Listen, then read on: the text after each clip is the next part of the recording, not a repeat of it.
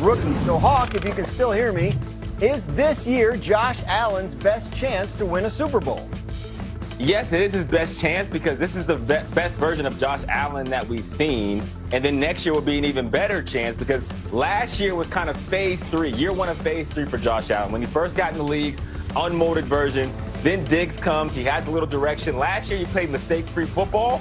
I think he's only going to get better, and we're going to see that this season. All right, Mike Tannenbaum, who should start for the Cleveland Browns at quarterback?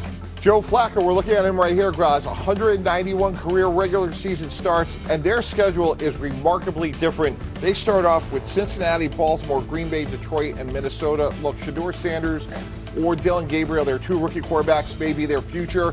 But as the ultimate bridge quarterback with that sort of brutal start, let's go with Joe Flacco and all those starts. All right, Hawk, one more for you. And speaking of bridge quarterbacks, will Aaron Rodgers, make the playoffs in what is presumed to be his final season?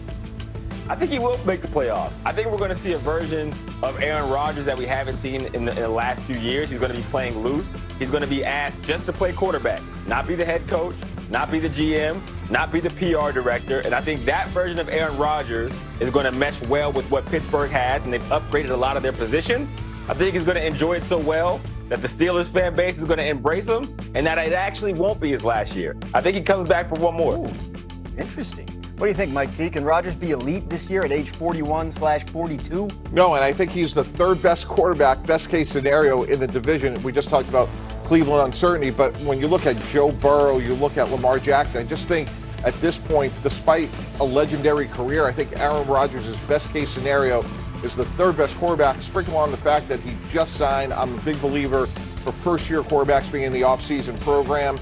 Look, give him credit for playing, but I just don't see this working out, especially, as you said, Graz, being 42 in December. Jeremy Fowler, I know you're talking to people in Pittsburgh. What are you hearing about Aaron Rodgers and their expectations there? Well, Dan, you mentioned bridge. This bridge behind me encapsulates the Steelers' last 4 years at quarterback. They are downright giddy just to have a viable option right now.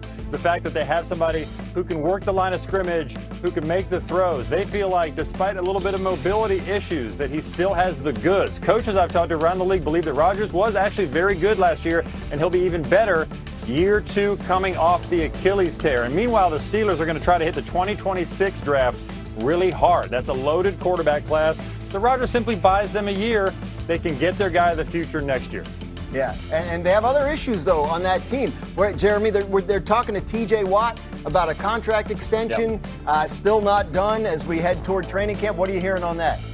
Well, Dan, I'm hearing that there is some level of optimism among the Pittsburgh Steelers that they can get this done despite the obscene money that they're going to have to pay. My sense, talking to people around the league, is that he will be the highest pass rusher in the NFL by the end of the summer if they can get this done. We're talking in excess of $40 million per year. Watt wants to be a Steeler for life. That's what the Steelers want. So they'll probably hash this out closer to training camp, but they do want to try to get this done. Yeah, to me, this is a have-to-have. You don't give up a second-round pick and $30 million for DK Metcalf, sign a 40-year-old plus quarterback in Aaron Rodgers, and not take care of your best player who's a homegrown Hall of Famer. So I got to think this deal's going to get done. And as we talked about last week, guys, like there's so many of these defensive ends out there from Micah Parsons, TJ Watt, Trey Hendrickson. Like there's going to be, if I'm any of these teams, I want to go first because this market's going to go up in the coming weeks. Yeah, absolutely. Lots to watch on that front. Hawk, I know you said you're optimistic about Rodgers finding something he hasn't had the last couple of years. In terms of the Steelers, you expect them to be a factor here in a loaded AFC? I do. I like this conference. I think there's 3 teams that make the playoffs out of the AFC North. And to Mike T's point, yes, Aaron Rodgers is the 3rd best quarterback in the division. But I would argue, with the exception of 1, maybe 2 quarterbacks, every quarterback that would go into that division would be the 3rd best quarterback. So that's why I'm hopeful for him. Yes, it's competitive, but the Steelers, even in down years, they find a way to split with those divisional opponents. And I like Aaron Rodgers and what he brings to the table for that franchise. All right, much more NFL as we move along here this morning on Get Up. But there was soccer last night. Ridiculous. We are on Sports. Way too much. Unsportsmanlike, presented by trained horribly. Presented by Progressive Insurance. At Progressive, they offer auto, home, and commercial auto insurance, plus a variety of business options to cover your small business needs and more. Visit progressive.com. They should fire the guy that put both of them on air. Yeah, seriously, I wonder who would do that. Get rid of that guy. Who would do that? I also love, by the way, in the entirety of your clip, if people listen, you say you would take Patrick Mahomes over anybody in the NFL because he's such a proven winner. People want to discount that you still said he's at the top of the mountain because of everything that he's done. Yeah, I don't think that people actually listened to the entire clip. No, they did not. Let me set this up. They saw the caption. They definitely did not. Let me set this up. So here's what happened. Was that Friday? Yeah. Okay. So Friday on our show, we were talking about 1 year ago today. And we talked about the fact that Damian Woody on our show, ESPN NFL analyst, talked about could Jordan Love be the next guy up, right? And we're going to try to find somebody to hypothetically surpass Mahomes or equal Mahomes. Could he be that next guy? So it got us into a whole conversation about QB rankings, who's closest to number one, et cetera, et cetera. Well, and because Damian specifically a year ago said Mahomes Jordan Love could potentially be the best quarterback in the NFL. Right. Correct. So that led us down a path where you started talking about, hey, if we just go based on what's actually happened in the regular season, not based on the perception and not based on the given, which you said, which is clearly Mahomes is the best in the league. You take him number one, but based on what they've done over the past couple of years, there may be an opening and for an in-the-moment ranking for Lamar or Josh Allen to surpass him. Not career-wise, not who you would start with a team with, not best overall, not closest to Brady, not most likely to win it all. Am I classifying this correctly? Correct. Okay, so if you just look at the body of work over the last couple of years and you say, if we didn't know who these people were past 2 years ago, and we just looked at that, then Lamar or Josh Allen could be looked at in the moment, no context, no history, as the better quarterback. Pat Costello, one of our producers, decides, let me take this out of context and give it to everybody in the world, which is partially his job, where it's just the take of CC saying Mahomes may not be the best quarterback in the NFL.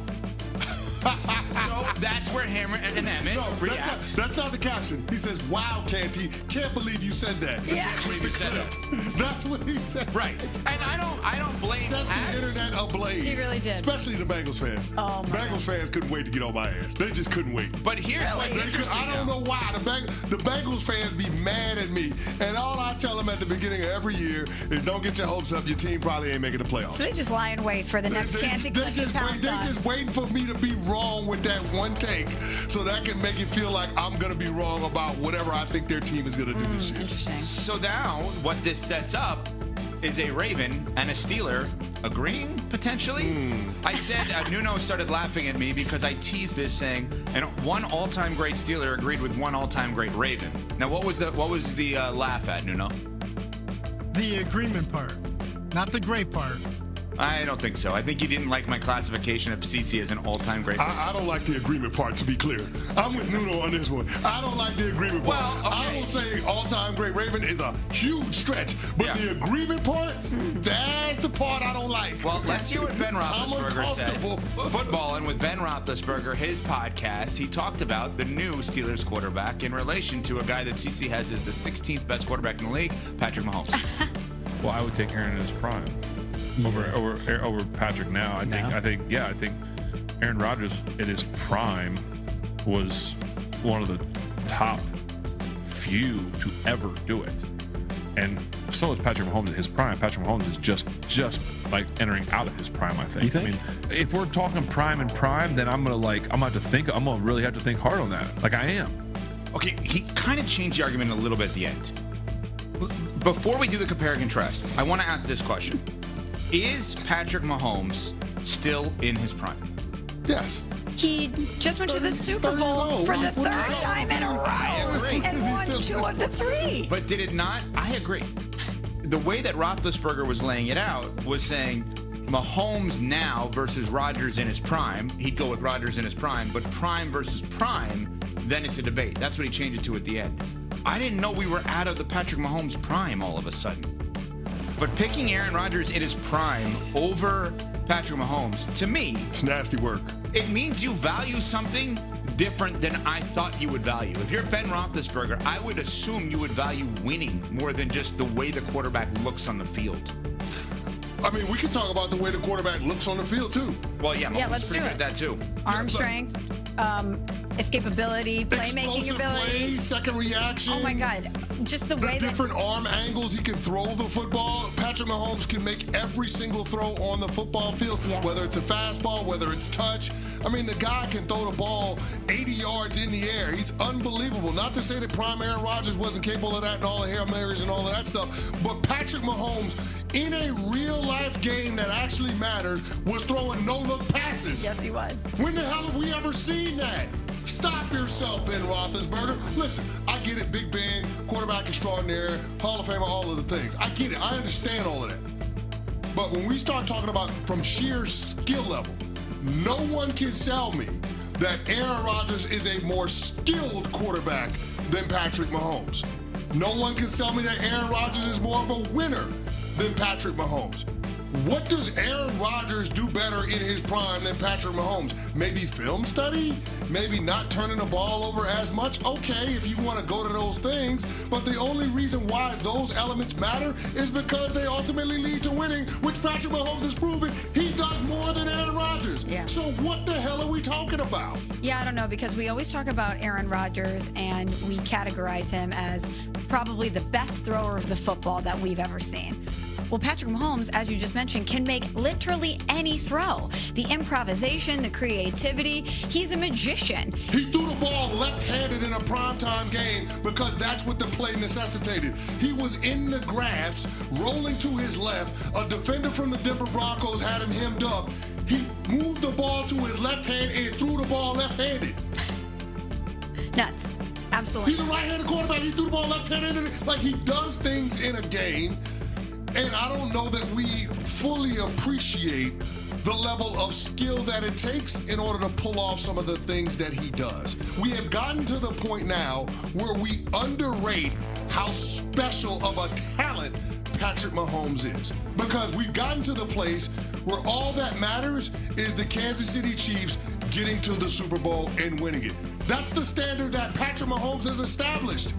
I get to the Super Bowl more than any of my peers. I start the season in the Final Four. We call the AFC Championship game the Arrowhead Invitational, for God's sakes. Because of him. He's played it in every single year he's been a starter, and only one of those games was on the road, and that was in Baltimore, which he then went on to win on his way to winning his latest Super Bowl championship. So when we start having this conversation of, oh, prime Aaron Rodgers is better or greater than prime Patrick Mahomes, or prime Aaron Rodgers was a better quarterback than Patrick Mahomes, the standard for judging quarterbacking is winning championships. That's why we say the greatest quarterbacks in the game, Tom Brady, Joe Montana. Why? Because they got the most championships. So I don't understand what argument Ben Roethlisberger is trying to make for Aaron Rodgers. The only thing that comes to mind, the only reason why you would make this kind of argument is because you would want to be loyal to your era of football. It's self-serving, it's self-aggrandizing to say that Aaron Rodgers in his prime was better than Patrick Mahomes currently in his prime, because all of a sudden now, if you're Ben Roethlisberger, that makes you look better in the annals of NFL history. That's the only reason why you would even try to make this argument, because it's not based on anything we've seen on film from either one of these guys. Yeah, if we went category by category, Mahomes would edge out Aaron Rodgers in his prime, or at least be equal in every category. Winning, leadership, maybe decision-making, you could argue for Rodgers, or the deep ball. But ultimately, if you're going to go category by category, Patrick Mahomes is going to come out on top. I mean, there are several quarterbacks that played in Aaron Rodgers' era that I was more terrified of than Aaron Rodgers. Like who? Oh, I mean, Tom Brady. Of course. Peyton Manning. If you want to keep it a buck, I was terrified of Michael Vick.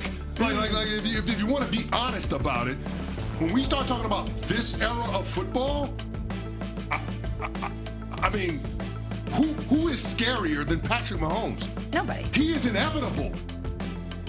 He just is. It's not a matter of if, but when. There were a couple of games when it mattered most where he came up short.